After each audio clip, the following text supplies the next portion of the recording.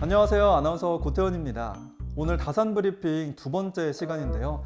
대박 신간이 있으니까 기대하셔도 좋습니다. 자, 오늘의 첫 번째 신간 소식은 태도 수업입니다. 여러분, 태도 수업하면 어떤 게 먼저 떠오르나요? 저는 저의 태도를 반성하게 만드는 이름 같은데, 여러분들은 인생의 위기를 겪어보신 적이 있나요? 여기서 인생이라는 단어를 쓰면 너무 거창하니까 위기를 겪어봤냐는 질문에 여러분들은 조금씩 기억나는 게 있으실 겁니다. 일상적으로 겪는 스트레스랑 위기는 조금 다르잖아요. 스트레스는 잠을 자고 나면 좀 가라앉거나 잊혀지기 마련인데, 위기는 아예 우리의 잠을 방해해버립니다. 살다 보면 불안이나 걱정이 내 침대까지 잠식할 정도로 인생을 뒤흔드는 일이 있죠. 잠도 못 이룰 만큼 인생이 휘청이는 순간에는 태도를 생각해야 한다. 이렇게 지금 위기를 겪고 있는 분들에게 이 책 태도 수업을 권해드립니다. 이 책의 저자는 한재우 작가님, 다들 한두 번 들어보지 않았나요? 수험생이나 공부하는 대학생들은 좀 들어봤을 법한 이름인데, 저는 제 친형처럼 굉장히 익숙합니다. 이 저자는 대학생, 수험생, 고시생, 또 직장인들에게 어떻게 공부를 해야 잘할 수 있는지에 대해 주로 이야기해온 분입니다. 지필이나 강의 이외에도 유튜브 또 팟캐스트 채널 운영을 오랫동안 해왔다고 해요. 그러면서 사람들이 그저 시험을 위한 공부 또는 자기계발로서의 공부 그 이상으로 어떻게 살아가야 하는지에 대한 그런 근본적인 태도에 대한 공부를 필요로 하는 상황을 많이 봐왔다고 합니다. 특히 힘든 시간을 보내고 있는 사람들, 요즘처럼 나도 힘든데 사회적으로도 혼란스러운 시기에는 더욱더 자신의 태도를 돌아볼 필요가 있다고 합니다. 이 책에서는 위기를 이겨내기 위한 12가지 태도를 제안하는데요. 이 제안들이 너무 철학적이거나 두루뭉실한 태도가 아닙니다. 제가 몇 가지를 뽑아왔는데, 불안의 한 시간을 땀 흘리며 달리는 60분으로 채워라. 변화를 가져올 수 있는 최소한의 행동부터 시작하라. 회복력이란 배우고 기를 수 있는 역량이다. 이렇게 명확하고 이해가 쉬운 제시들입니다. 책에서 이야기하는 핵심은 바로 이겁니다. 삶이 종종 흔들리는 것을 막을 수는 없어요. 외부적인 요인을 우리가 모두 통제할 수는 없는 거니까요. 다만 조금 덜 흔들리고 흔들림에서 더 빠르게 벗어날 수가 있는데, 그것은 올바른 태도가 있어야 가능하다는 겁니다. 태도가 상황보다 중요하다라는 말이 있잖아요. 지금 불안한 시기를 보내고 있는 사람들, 혹시나 이 불안이 무기력으로 이어지지 않을까 걱정되시는 분들이라면 이 책 태도 수업으로 한번 마음을 다잡는 시간이 되시길 바랍니다. 지금까지 신간 태도 수업이었습니다. 자, 두 번째 신간, 여러분들 혹시 이 영화 대사 기억나시나요? 매너가 사람을 만든다. 물론 아시는 분들이 정말 많겠지만 모르시는 분들을 위해 자료화면 큐! Manners maketh man. 뭔데 이렇게 서론이 길어 하시는 분들을 위해 두 번째 신간, 바로 50의 품격은 말투로 완성된다입니다.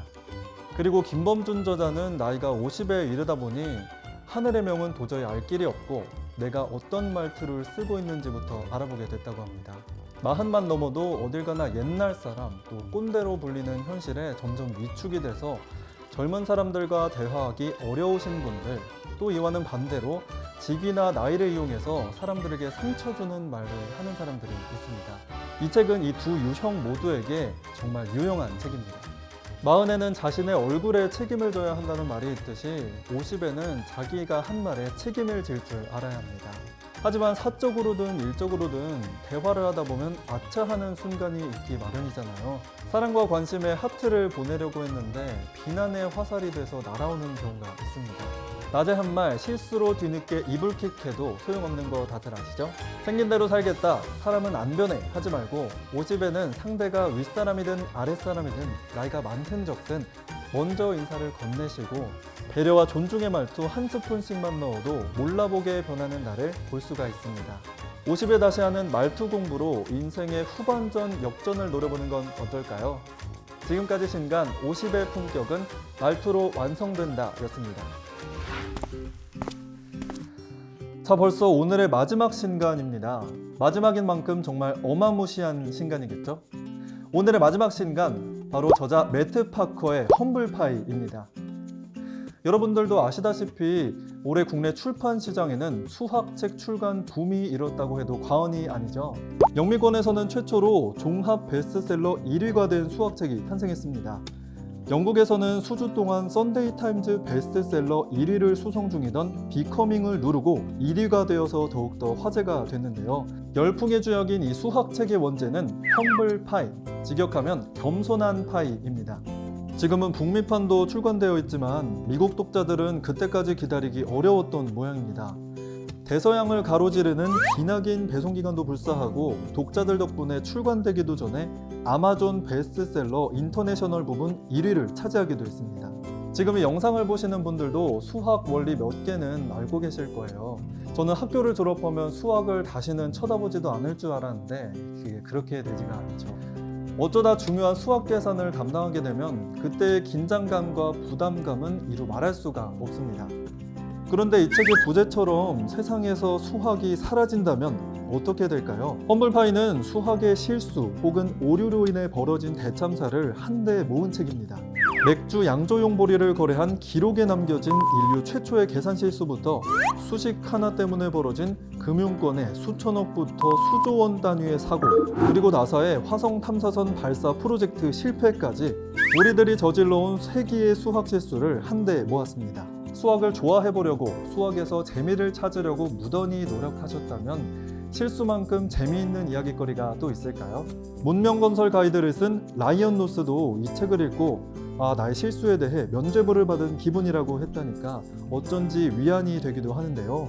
늘 긴장의 끈을 놓지 않고 검토를 거듭해야만 하는 우리의 수학적 사고력을 점검하면서도 저자 특유의 재치와 유머 감각이 읽는 내내 유쾌함이 정말 큽니다. 그리고 저자가 이 책에 의도적으로 3가지 오류를 남겨뒀다고 해요. 저는 벌써 한 가지를 찾은 것 같은데요.